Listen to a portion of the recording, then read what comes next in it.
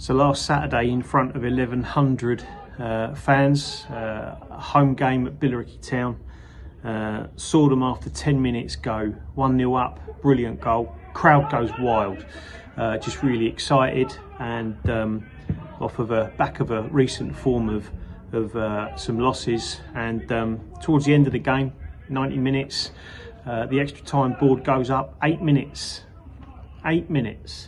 and believe it or not, Billericay lose 2-1, and the crowd jeer. The crowd are so disappointed in the fact that their team couldn't hold a 1-0 win.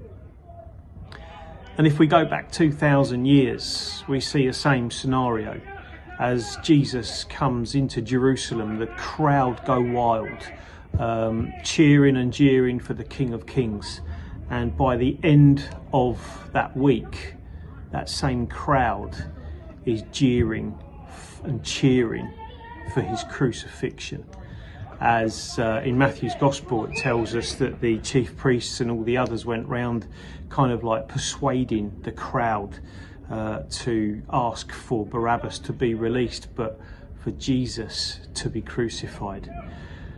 I don't know about you, but sometimes when you're in a crowd, you can kind of be swept along with everything that's going on. And like last Saturday, we were all happy at the beginning of the game. By the end of the game, disappointment. And you can imagine how it was 2,000 years ago for those people, disappointed that Jesus didn't turn out to be the king that they wanted. Obviously, we know now that obviously going to the cross, he became that King of Kings, defeating death. And it just kind of got me thinking really about how we deal with disappointment. At Easter, we you know, the sadness we have on the Good Friday, but the joy that we have on the Sunday. And it led me really to thinking for some people, what is the hope that people have?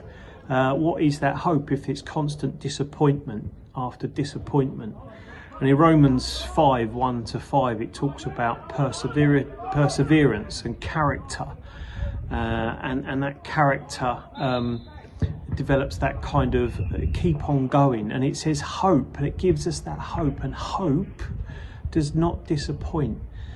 But the hope isn't in just anything else, or a football team, or a family, or whatever it might be. The hope we have is in Jesus Christ.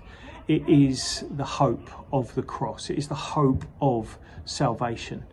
So I don't know what you may have been disappointed with, what you've been caught up in a crowd about, maybe disappointed at a football match or a sporting thing, or whatever it might be, even in the news, disappointed with something that's going on. Remember that we can never be disappointed in the hope of the cross, of what Jesus has done. Yes, Friday is upon us nearly, but Sunday is coming. Amen.